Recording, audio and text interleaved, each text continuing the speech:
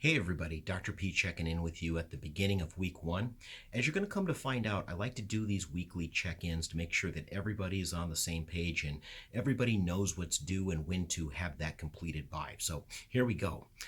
Don't know if you've had a chance to check out the course calendar in the syllabus just yet, but if you have, you can tell me. We've got a pretty busy week ahead of us. The first assignment of the semester is going to be quiz one. And what I want you to understand about that assignment is it's basically an opinion-based question. There's no one right way to answer the question, but there are wrong ways. And the wrong way to answer it is to say something to the effect of, we're freer in American life today and have a nice weekend. That's not what I need you to do. I need you to tell me what you think, and more importantly, I need you to tell me why you think that. The question, are we freer today at this moment as opposed to when our class begins in 1877? I think you're going to find out that you can answer it one of two ways, or maybe even a combination of the two. In ways we are freer and in ways we're less free. This question is basically going to be one that's ultimately going to be left up to you. But I do want you to be thorough when it comes to explaining to me why you think what you think. A little bit later in the week, you're going to have quiz 2 that's going to be due, and quiz 2 is going to be very different than the first quiz.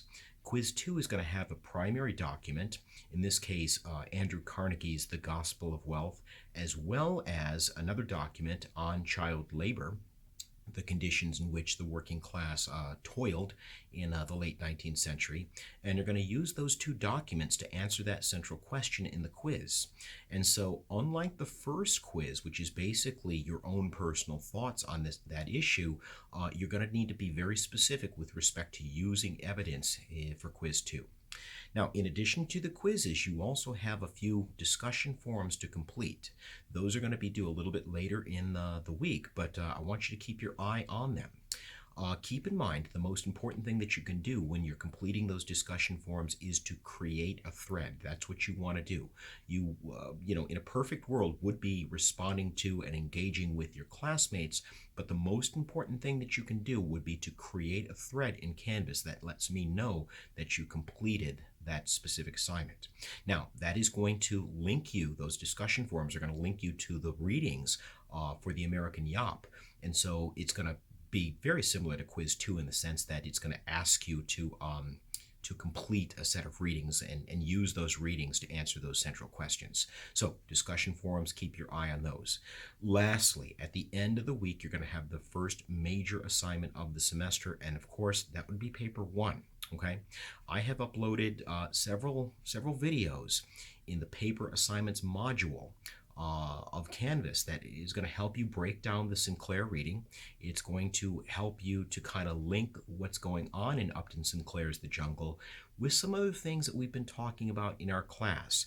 Conditions of labor, class conflict, all these things that are erupting all around us in the Gilded Age. In any case, those are the assignments that you've got for this week, and I hope that this has kind of put things in perspective in terms of what's expected of you. Now, listen, if you have any questions, you know how to get a hold of me.